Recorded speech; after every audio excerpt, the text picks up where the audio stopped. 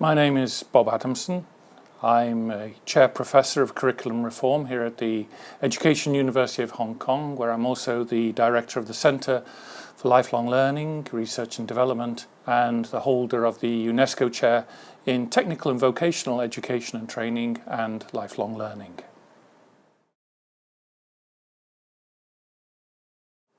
Well, I started as a language teacher. I taught French and I taught English.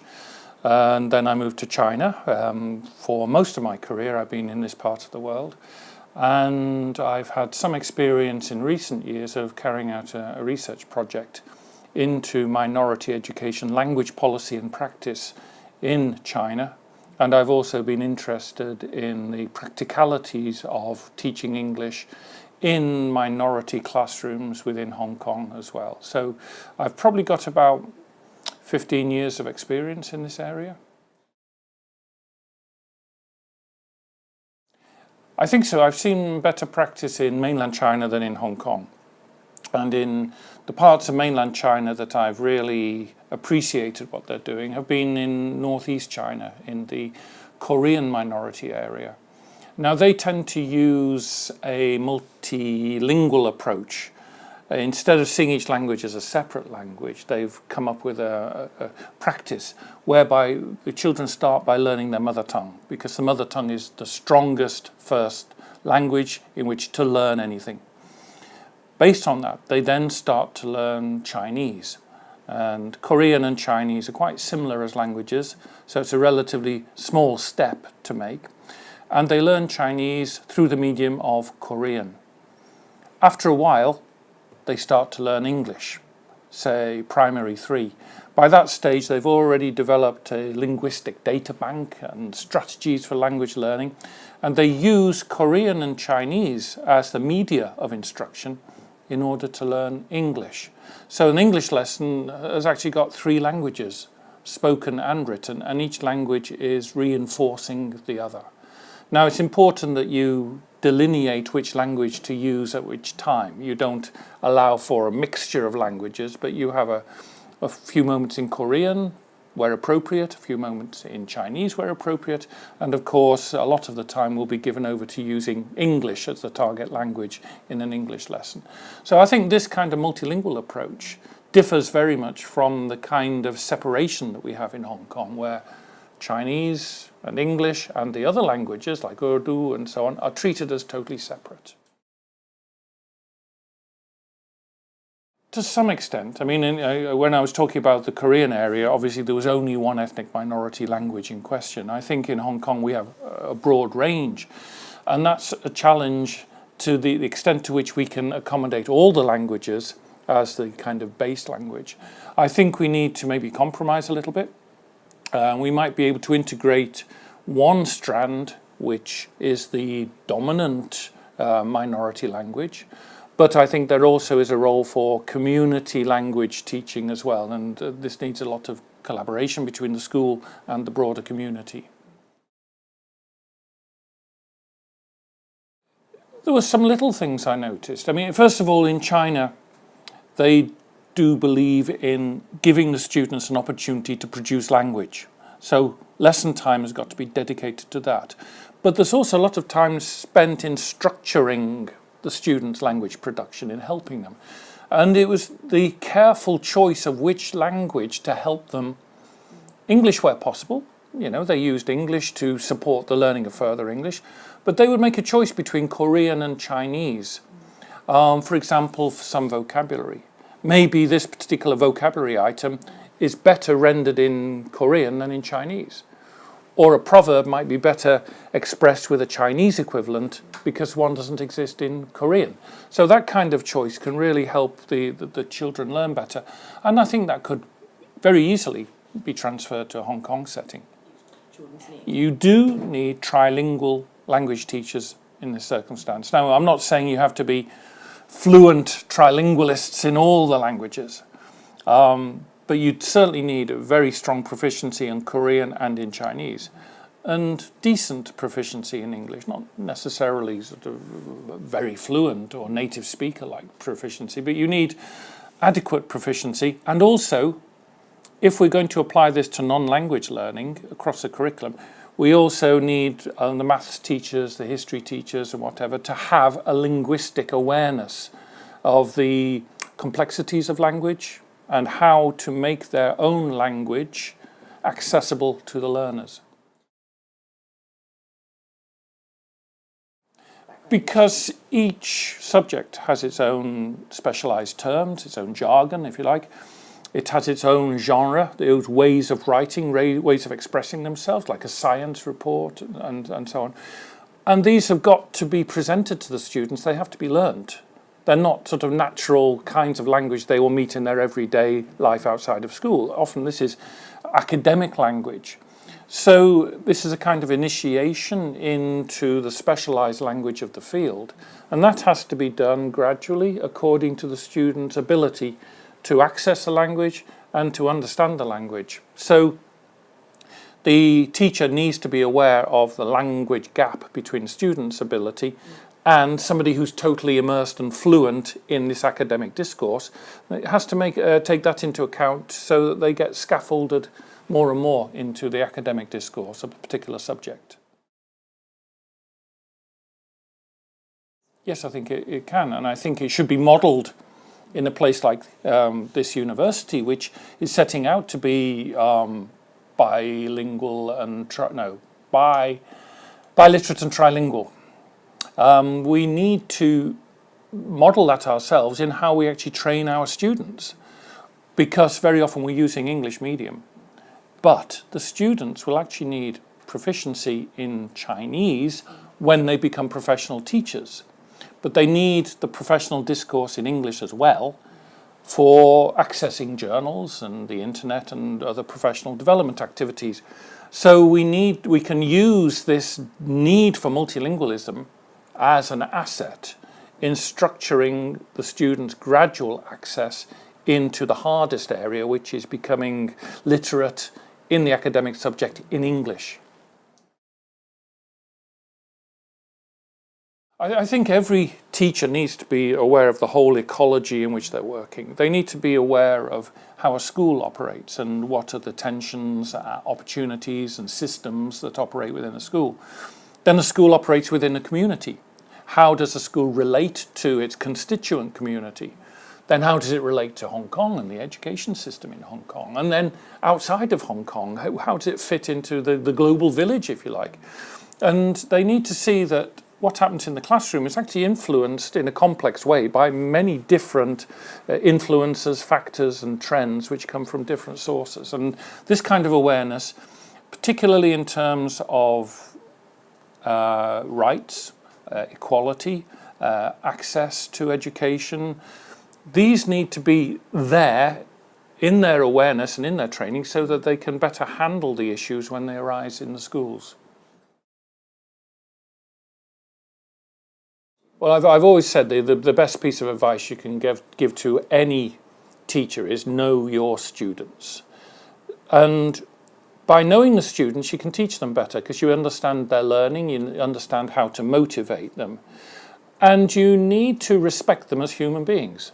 You've got to get beyond sort of visible external differences of appearance into understanding how does this person think, how does this person become excited and motivated? What are their fears? What are their strengths? What are their weaknesses?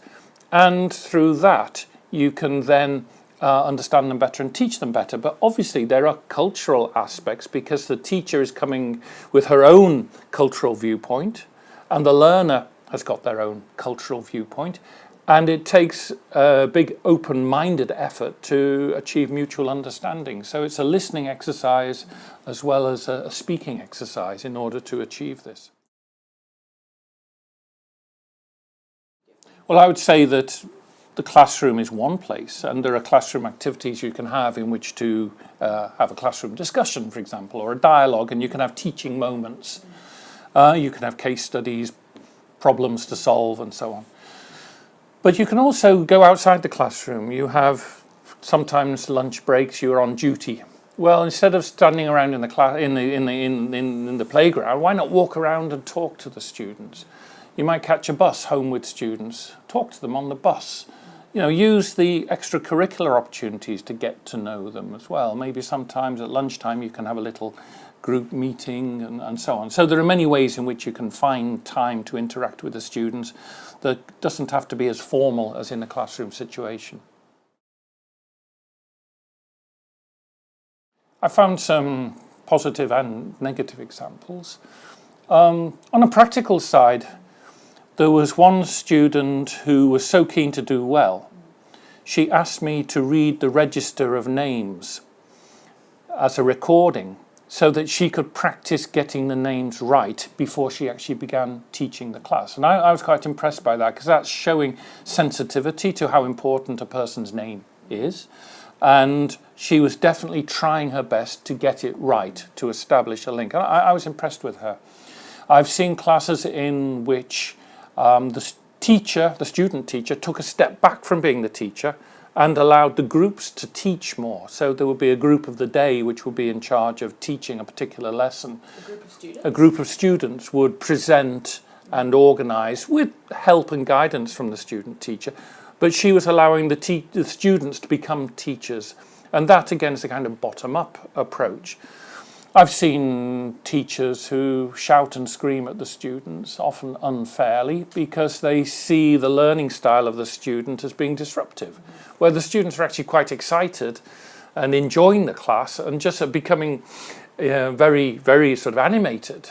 But the teacher misreads this as disciplinary problems, and they shout, and immediately the whole classroom atmosphere falls very flat. Well, I would first of all sort of allow that to happen, but to establish rules in which it's done in a respectful and calm way. So I would say show a positive face, calm the class down, and then show that you are open to this kind of dialogue, and that you're not trying to pretend you know everything. You're not trying, and you give the impression that everybody is a teacher and everybody is a learner in the classroom. Rather than one teacher, 40 students, you've got 41 teachers and 41 learners in the classroom.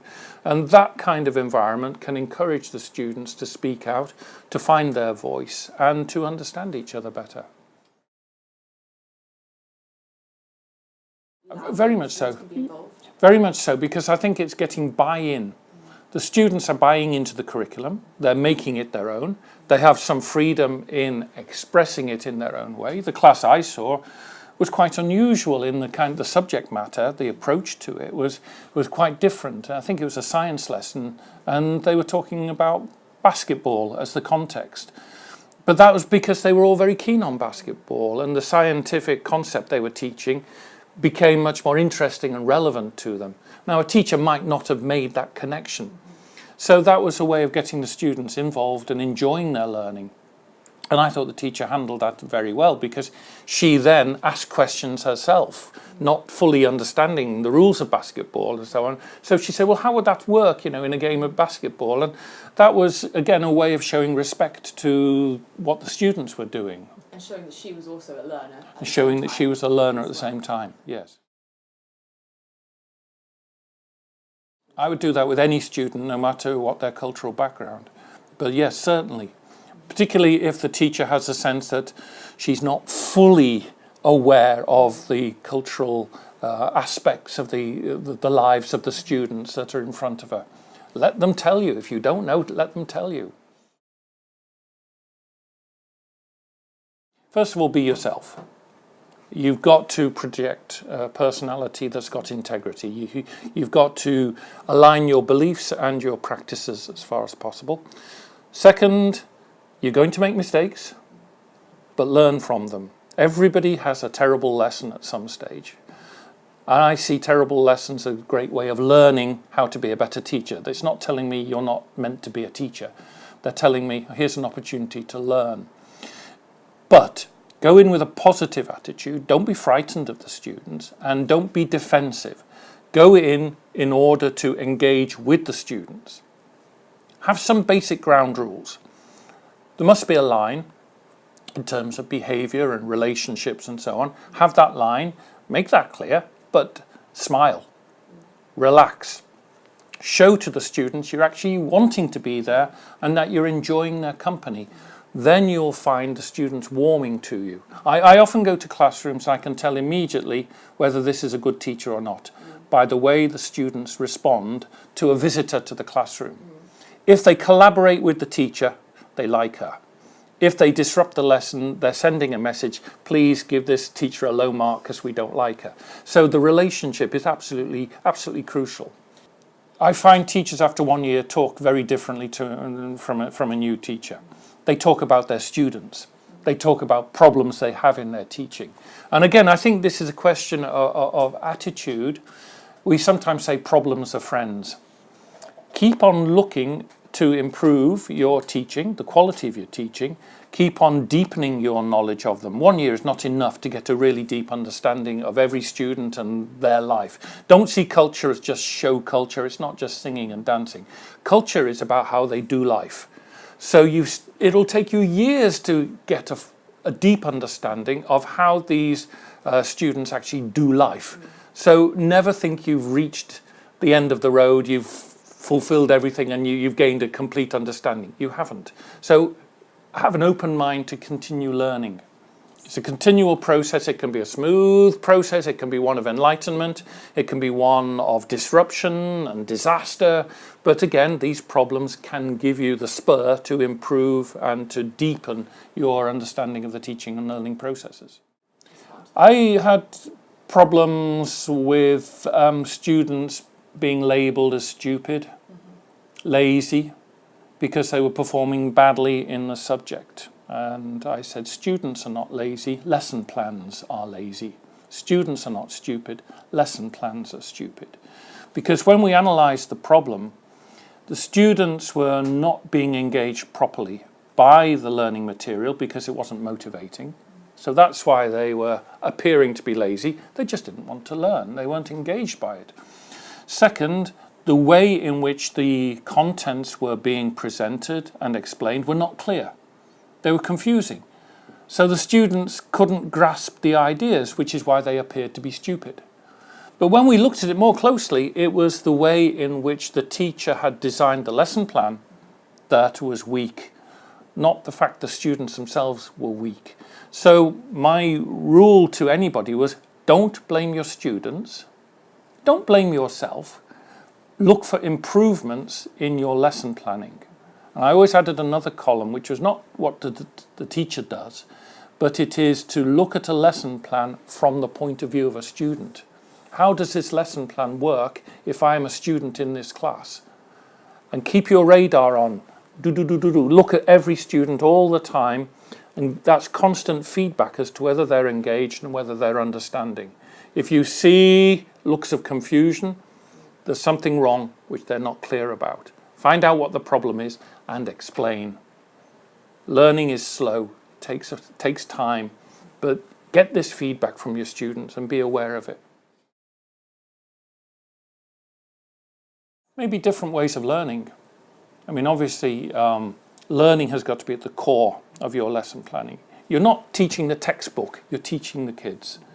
So you have to be aware of different ways of doing things. Now, Confucius said, this guy walks too fast, I slow him down. This guy walks too slow, I speed him up.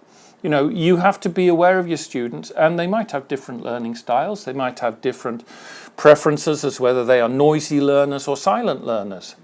So you have to just tailor your teaching to the ways that suit the students as best you can. Obviously, it won't always work perfectly, and the class is too big, but you do your best to achieve that kind of connection with your students. My tip would be to talk to other people, talk to your friends, talk to colleagues that you think have got a similar point of view. There's a danger in a new school that you will be socialized into, oh, forget everything you learned at university, this is the real world. I would avoid that. I would talk to people who you find have a similar interest. Share your ideas, because you'll find that actually there are people who are struggling with the same issues. They might have found some solutions, but no one ever pretends they found all the solutions in teaching. So create these networks of like-minded people, share and support each other, and just see if you can try out new ideas, see what works, see what doesn't work, and approach that with a positive mindset. So almost creating learning communities. Learning communities. Within their friends, within other teachers at the school. And also be willing to look online, see what other experiences there are online, and attend professional development activities that seem to be of interest and value to you. So again, keeping the mind of being a continual learner. Continual learner. Continual learner. I would say this. I mean, the Hollywood portrayal of the teacher, who can change people's lives overnight, is very misleading. What you have to do is celebrate small success. If you see a change in attitude of a student, or you see comprehension dawning on somebody, celebrate that, because that is big success in teaching. And when you see that, I always say that means you're doing a good job. So don't expect miraculous, life-changing moments, but these little moments are what you should celebrate, because they are the ones that make teaching worthwhile.